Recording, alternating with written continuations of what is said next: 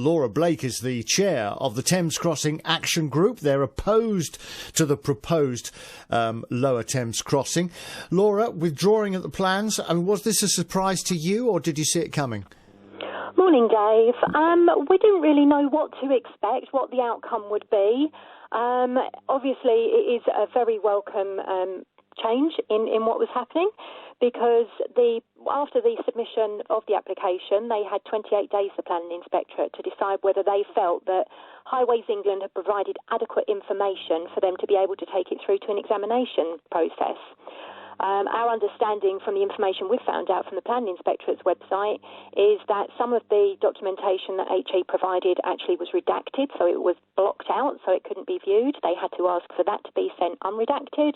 And there was also other information relating to consultation details and evidently some other information that the Planning Inspectorate asked on more than one occasion for Highways England to provide, and they were unable to provide that in an acceptable manner to the Planning Inspectorate. So the Planning Inspectorate indicated to Highways England that they would be refusing the application, and based on that, Highways England then made the decision to withdraw it and go away and work on it again. So just tell me once again, what are your main concerns about the whole plan?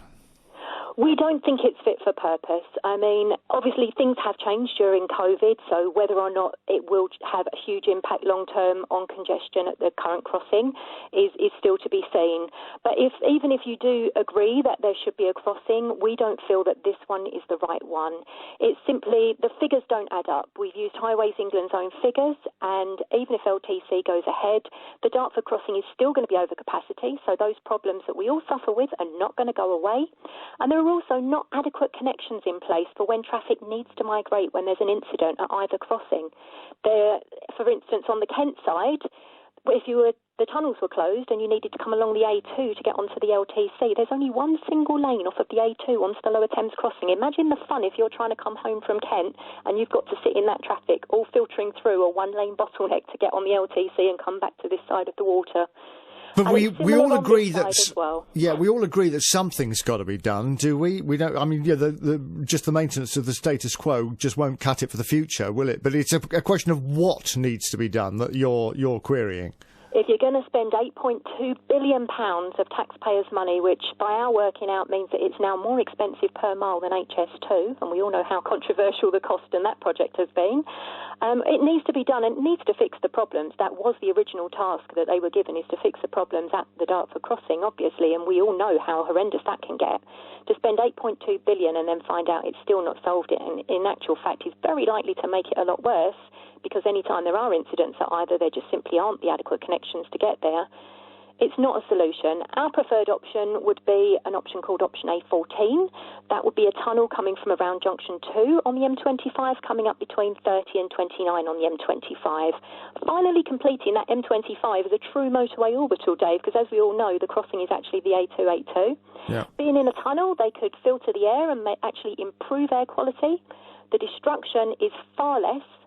And we just feel that is an option that should have been given more consideration. It's not something we've come up with. It's something that was an original Highways England option out of the many originally they had. In 2016, before this preferred route was chosen, the consultation direction that the government gave Highways England was to consult on location A and C. But they actually provided us with a very biased consultation in favour of location C, which is what we've ended up with. It was only halfway through the consultation that we managed to get a minister to actually force Highways England's hand and admit that it was an option still for location A that we could be commenting on, by which time most people weren't even aware that it was an option that they could be considering. And it's not just because you don't want it through your garden?